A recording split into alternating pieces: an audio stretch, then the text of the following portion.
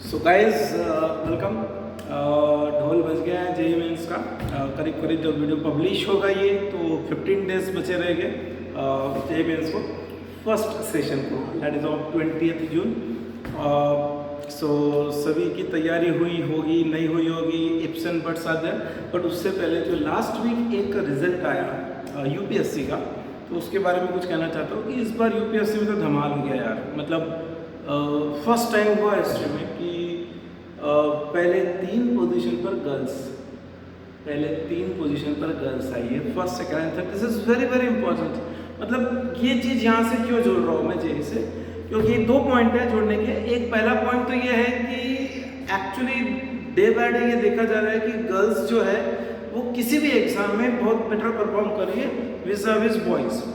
ठीक है, ये ऑब्जर्व किया गया, चाहे वो मेडिकल हो, चाहे वो इंजीनियरिंग हो, एक्सेट्रा एक्सेट्रा, सभी जगह। और यूपीएससी में तो धमाल ही हो गया। तो स्पेशली फॉर गर्ल्स की मैं ये ज़रूर बोलूँगा कि काफ़ी फोकस रहती है। थोड़ा सोशल मीडिया के कारण डिस्ट्रैक्शन आ जाता है, बट फिर भी कंपेयर टू बॉयज़ मुझे ऐसा लगता है कि गर्ल्स काफ़ी फोकस रहती है, सीरियस रहती है। So I hope so that in this session also, in this upcoming JEE mains 2022 exam, girls will surpass the boy. पहला पॉइंट इसके रिजल्ट से, यूपीएससी से। दूसरा पॉइंट देखो, उसमें जो कुछ बच्चे रहते हैं यूपीएससी के, वो कुछ 4th अटेम्प्ट दे चुके हैं, 5th अटेम्प्ट दे चुके हैं, 6th अटेम्प्ट दे चुके हैं। After 6th attempt 5th attempt उनका रैंक आया है। ठीक है, प्रीलिम्स क्रैक करी, फिर मेंस क्रैक करी, फिर इंटरव्यू क्रैक किया। लंबी प्रोसेस रहती है यूपीएससी की। कहा जाता है कि इंडिया की one of the toughest exam है to surpass the complete what we can say that curriculum UPSC का। तो इससे क्या दिखता है? इससे ये दिखता है कि वो बच्चों में पेशेंस है। ठीक है, 5th अटेम्प्ट तक करेंगे तो हम क्या करते हैं, गिव अप कर देते हैं। हम बहुत जल्दी गिव अप कर देते हैं, अरे यार मेरा तो हो नहीं रहा है, मैंने एक बार ड्रॉप लिया तो उसके ऊपर आओगा, मैं उस पॉइंट के ऊपर एक बार ड्रॉप लिया तो ऐसा हो गया, वैसा हो गया, एक्सेट्रा एक्सेट्रा। तो यहाँ पर इन बच्चों से हमने ये सीख ली कि हमने गिव अप नहीं करना है। आपने डिसाइड किया आपका ड्रीम है, this is the dream, then just be focused on that dream. Try to do each and everything which is required to fulfill that dream. That's it. That is the motto. ठीक है। और ये देखो, ये actually जो point पर मुझे आना है ना, डिस्ट्रैक्शन। तो डिस्ट्रैक्शन काफ़ी लोगों को कंफ्यूजिंग है। मैं जब कभी डिस्ट्रैक्शन की बात करते हो या कोई भी बात करते हो तो उन्हें क्या लगता है, डिस्ट्रैक्शन का मतलब होता है सोशल मीडिया, फ़ोन पे बात, टीवी देखना, एक्सेट्रा एक्सेट्रा। ये डिस्ट्रैक्शन का ना, ये डिस्ट्रैक्शन का एक पार्ट है। मैं पर्सनल लेवल पे मानता हूँ डिस्ट्रैक्शन, सबसे बड़ा डिस्ट्रैक्शन अगर एक स्टूडेंट के लिए है तो वो है डर। डर भी डिस्ट्रैक्शन है। अब डर 2 टाइप के होते हैं, एक अंदर होता है, एक बाहर होता है। तो बाहर का डर मतलब, अरे यार अगर मैं एग्ज़ाम क्रैक नहीं कर पाया या पाई तो मेरे रिश्तेदार को क्या लगेगा, मेरे मम्मी को क्या लगेगा, मेरे पेरेंट्स को क्या लगेगा, मेरे भाई को क्या लगेगा, एक्सेट्रा एक्सेट्रा एक्सेट्रा। उनको क्या लगेगा, डर। ठीक है, इस पैनिक, इस डर, इस स्ट्रेस में हम जो फोकस करके हमें जो पढ़ना चाहिए, जो याद रखना चाहिए, वो हम याद नहीं रख पाते। उसको क्या लगेगा, फ्रेंड्स को क्या लगेगा, एक्सेट्रा एक्सेट्रा। तो ये सबसे बड़ा डिस्ट्रैक्शन का जो मुझे एक लगता है मैटर, वो है डर। ठीक है, इस भय को अभय बनाना है तो एक ही तरीका है, वो ये है कि ignore, being a deaf person, at least for next 15 to 20 days, just be a deep person. लोग क्या बोल रहे हैं, मम्मी क्या बोल रही है, ये क्या बोल रहे हैं, वो क्या बोल रहे हैं, डजंट मैटर। ठीक है, तो डिस्ट्रैक्शन, सोशल मीडिया वगैरह तो काफ़ी कुछ कंट्रोल में आ गया होगा और अब बताने की ज़रूरत नहीं है, बिकॉज ये तो अब अगर सही में सीरियस है, मैंने शुरुआत में ही बोला गर्ल्स आर मोर सीरियस। और एक्चुअली ये जो सोशल मीडिया के जो इंसिडेंट्स आते हैं गर्ल्स को लेकर ही ज़्यादा आते हैं। I hope so that they understood this thing and they will just quit it. Quit means quit. That is something, a commitment you are giving to yourself. ठीक है, तो उस चीज़ को बिल्कुल बंद करो। दूसरा, डर दिमाग से निकालो। देखो, खतरनाक है अंदर का डर, अपने अंदर का डर। बाहर के डर को हम पहचानते हैं, बाहर का डर हमें दिखता है। कैसे दिखता है? वो मेरे मौसी के लड़के को क्या लगेगा, वो मौसी के लड़के को क्या लगेगा, हमको डर दिख रहा है। तो मौसी के लड़के को क्या लगेगा अगर मेरा स्कोर कम आया, तो मेरा स्कोर कम क्यों आया, मेरा स्कोर कम नहीं आना चाहिए। और मैंने ऐसे कई स्टूडेंट देखे जिन्होंने लास्ट 15 डेज में मिराकल कर दिया। ठीक है, एक छोटा सा एग्जांपल कोरिलेट करने की कोशिश करना। T20 का ज़माना, IPL भी खत्म हुआ है, वनडे इंटरनेशनल मैचेस होते रहती है, ठीक है, सबको मालूम है। तो यह ऑब्जर्व किया होगा, जब 50 ओवर की वनडे इंटरनेशनल मैच होती है तो शुरुआत में कुछ अच्छे ओवर्स मिलते हैं, वो फील्डिंग कंडीशन रहती है, अंदर द सर्कल के अंदर रहते हैं वगैरह वगैरह, ठीक है। और देखा होगा लास्ट के 5 ओवर 45 से 50, 45 to 50, और वही T20 मैच में लास्ट के 2-3 ओवर 17 to 20, 18 to 20, ये ओवर में चाहे कोई भी टीम हो वो एकदम बिंदास फुल फर्स्ट खेल खेलती है। मतलब वो एक एक ओवर में 20-20 रन बनाएगी, 25 रन बनाएगी, ऐसे ऐसी कोशिश करते हो लास्ट के 2-3 ओवर में, ठीक है। कोरिलेट करो लास्ट के 2-3 ओवर में, वनडे इंटरनेशनल में लास्ट के 4-5 ओवर में, ऐसा क्यों?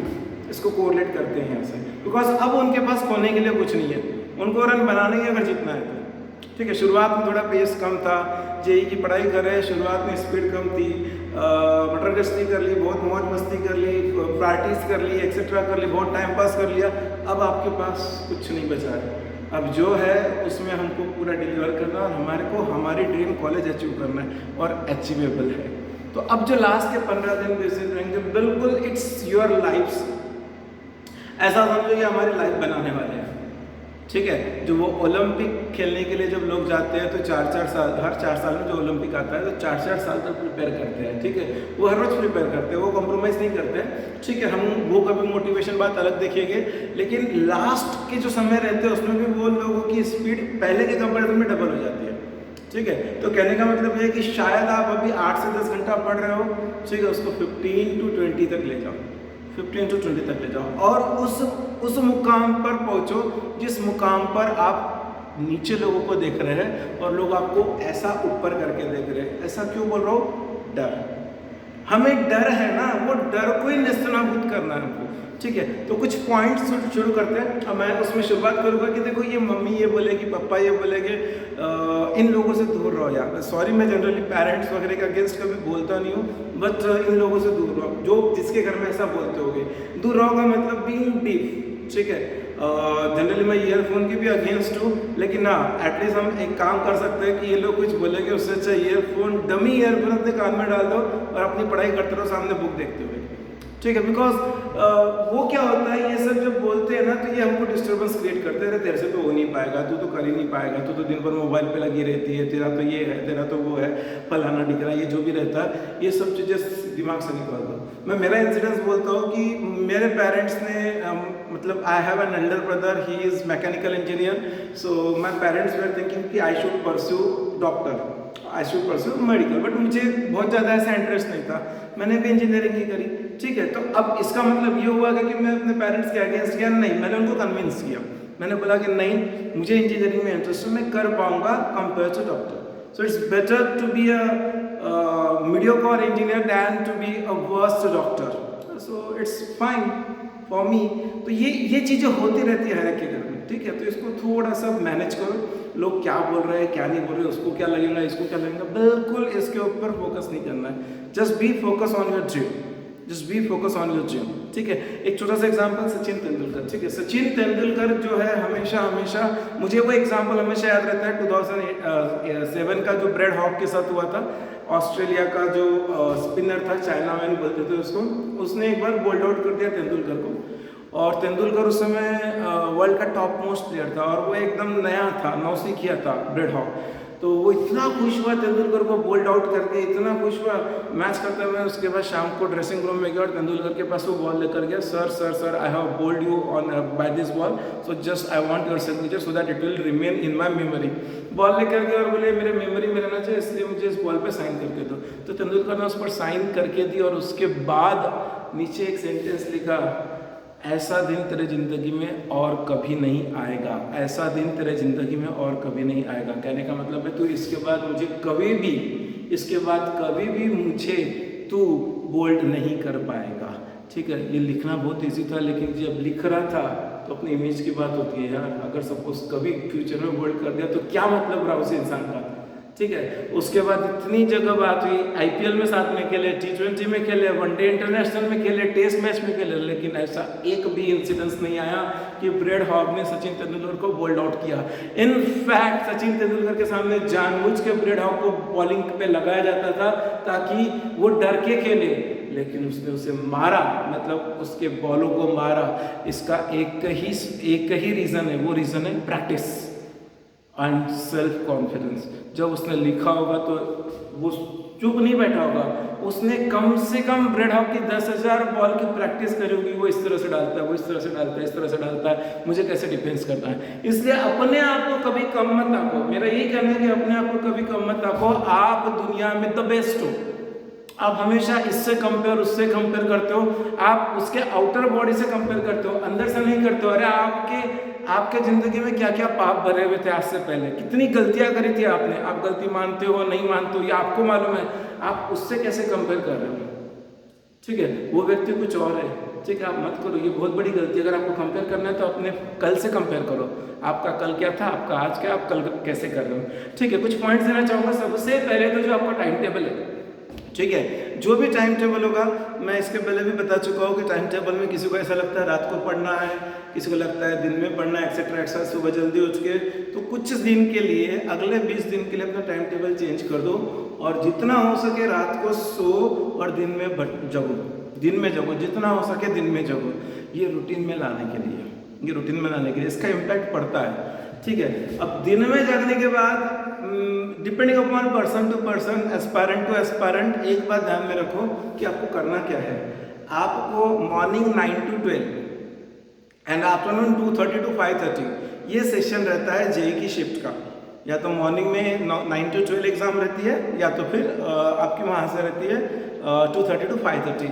तो ये जो 2 सेशन है, इसमें आप 3 घंटे की सीटिंग लगाओ।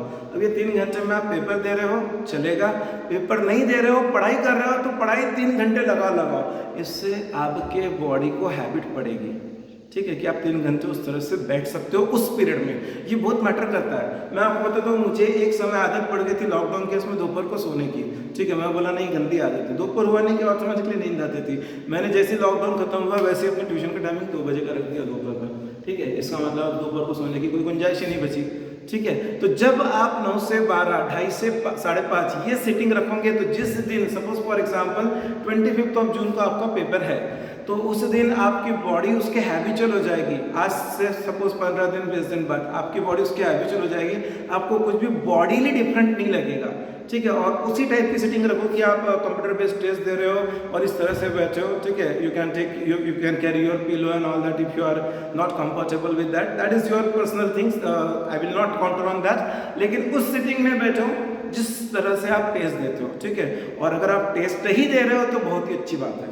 मतलब आप उस पीरियड में टेस्ट ही दे रहे हो, लेकिन बहुत सारे बच्चों की पढ़ाई अभी हुई नहीं है, तो टेस्ट की जगह अगर पढ़ाई ही कर रहे हैं तो वो भी चलेगा। लेकिन 9 to 12 and 2:30 to 5:30 just make a note that you have to follow the exam sitting arrangement, first thing, ठीक है। सेकंड थिंग, फर्स्ट थिंग ये होगा टाइम टेबल, सेकंड थिंग होगा टाइम टेबल में ये पर्टिकुलर पॉइंट ऑफ इंटरेस्ट, ठीक है। अब उसमें मैं ये कहूँगा दिन भर पढ़े जा रहे हैं 15, 16, 18 घंटे, ठीक है, बोर हो जाएगा, ठीक है। एक फ्रस्ट्रेशन आएगा, ठीक है, बोर हो जाएगा। तो क्या करना है, आप फ्लेक्सिबल रहो तीनों सब्जेक्ट को लेकर। कभी ये पढ़ रहे, कभी वो पढ़ रहे, कभी वो पढ़ रहे, ठीक है। और सबसे इम्पोर्टेंट मैं बोलता हूँ, ठीक है, आपको ये रटा भी बात है कि केमिस्ट्री की एनसीईआरटी पढ़नी ही है, केमिस्ट्री की एनसीईआरटी पढ़नी ही है। तो जब सबसे बोरिंग लग रहा है, उस समय केमिस्ट्री की एनसीईआरटी पढ़ लेना, ठीक है। ऐसा क्यों बोल रहा हूँ मैं, क्योंकि आपके पास, मैंने बोला ना, लास्ट के 5 ओवर में कोई भी 9वें नंबर का प्लेयर 10वें नंबर का प्लेयर पे 6 मारता है, ठीक है। मैं ये नहीं बोल रहा हूँ कि आप एकदम जीरो हो एक्सेट्रा एक्सेट्रा, लेकिन अब हमारे पास दिन ज़्यादा नहीं बचे, तो यार मुझे अभी थोड़ा सा मोनोटोनस सा लग रहा है, नींद आ रही है एक्सेट्रा एक्सेट्रा, एकदम तन के खड़े हो जाने का और एनसीईआरटी लगाने का, ठीक है। बोरिंग है नहीं है वो तो अलग सब्जेक्ट है, ठीक है। लेकिन इतना भी पैरा पड़ा तो गेम है, ठीक है, बिकॉज एनसीईआरटी से मैक्सिमम पेपर आता है। फिजिक्स का भी पढ़ते हैं एनसीईआरटी, वेल एंड गुड, लेकिन फिजिक्स की एनसीईआरटी थोड़ी सी मतलब इतनी कंफर्टेबल नहीं है, उसकी राइटिंग जो है इतनी कंफर्टेबल नहीं है, ठीक है। तो ये कर सकते हो। और इसके बाद एक और पॉइंट जो मैं कहना चाहूँगा, इंपॉर्टेंट है, काफ़ी इंपॉर्टेंट है।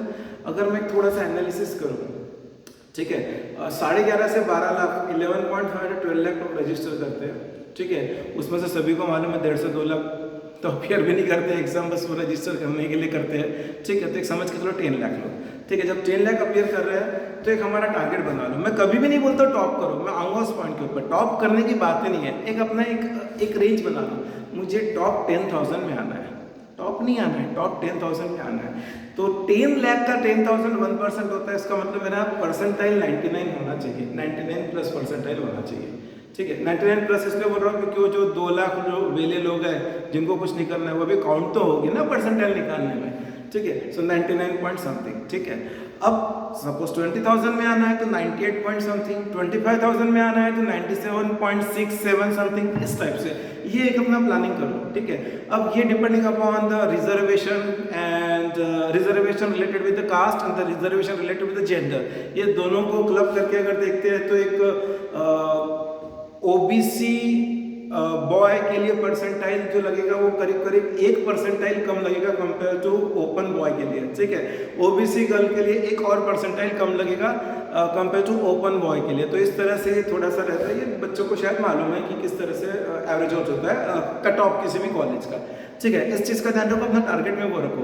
अब अगर हमारे टारगेट में वो है, ये नहीं है कि भाई मुझे टॉप में आना है, 300 में से 300 मार्क लाना है, तो एक चीज़ तो पक्की है, JEE Mains is an exam which is not for the full syllabus. आपको कंप्लीट सिलेबस करना ही नहीं है।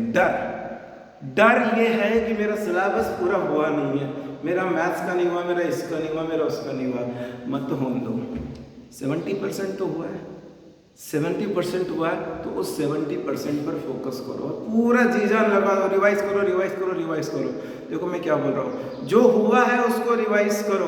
2 साल या उससे ज़्यादा जिस किसी ने ड्रॉप लिया होगा, उतना टाइम हो गया है, आप अपनी वीकनेस को अगले 15 दिन में करेक्ट नहीं कर सकते हो। उस वीकनेस पे बिल्कुल ध्यान मत दो, अपने स्ट्रेंथ को स्ट्रेंथन करो, अपने स्ट्रेंथ को स्ट्रेंथन करो, वीकनेस पर बिल्कुल फोकस मत करो।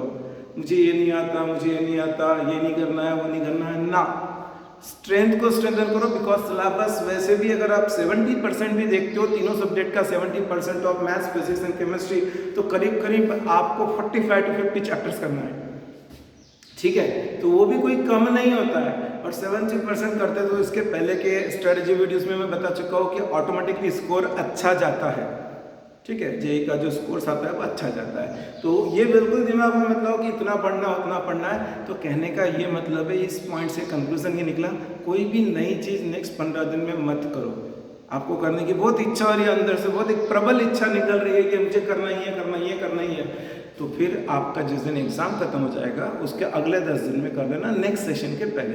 Again same repeat for next session की अगला सेशन जब रहेगा जुलाई का, उसके 15 से 20 दिन पहले नया कुछ पढ़ना मत।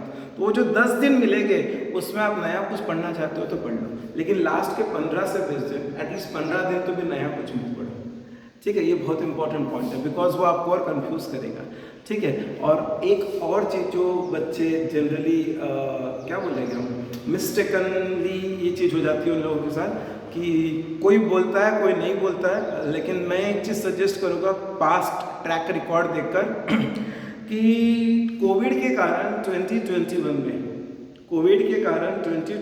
में थोड़ा सा कंपटीशन ज़्यादा हो गया था, ठीक है। लेकिन पिछले 7 महीने से ऑफलाइन क्लासेस चालू हो गई है, ठीक है, और काफ़ी कुछ कवर हुआ है, नहीं हुआ है, एक्सेट्रा एक्सेट्रा। तो एक्चुअली कोविड के समय रिजल्ट अच्छा आया था बिकॉज बच्चों की पढ़ाई अच्छी हो गई थी, बट परसेंटाइल बेसिस पर कम हो गई थी बिकॉज काफ़ी बच्चों की पढ़ाई अच्छी हो गई थी, तो रिलेटिवली परसेंटाइल जो है वो कम आए थे, ठीक है। अभी यहाँ पर मेरा पर्सनल ओपिनियन है कि कंपटीशन उतना टफ नहीं रहेगा जो 20 और 21 में था, ये मेरा पर्सनल ओपिनियन है, ठीक है। तो इतना कठिन कंपटीशन नहीं रहेगा। तो मुझे ऐसा लगता है what others are doing, in spite of that just focus on what you need to do, just be focus on that, ठीक है। एंड वन लास्ट पॉइंट जो मैं इप्सन वर्ड्स में रखूँगा, क्या मैं सही हूँ मुझे नहीं मालूम, क्या मैं गलत हूँ मुझे नहीं मालूम, लेकिन मुझे लग रहा है करके मैं शेयर कर रहा हूँ, वो ये है कि सपोज जैसे 20 जून से एग्ज़ाम चालू हो रही है, ठीक है, आपको 20 जून की शिफ्ट मिली तो ये पॉइंट का कोई रिलीवेंस नहीं रहेगा।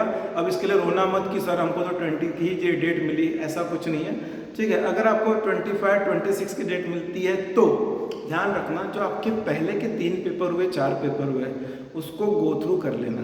मतलब 25 का अगर आपकी डेट है तो उसके पहले 3 पेपर हुए रहेंगे, 4 पेपर हुए रहेंगे, तो वो 3-4 पेपर जो उसको गो थ्रू कर लेना। गो थ्रू कर लेने का मतलब देखो यूट्यूब पे तो एकदम 2-2, 2.5, 3-3 घंटे के सेशन लग जाते हैं, ठीक है।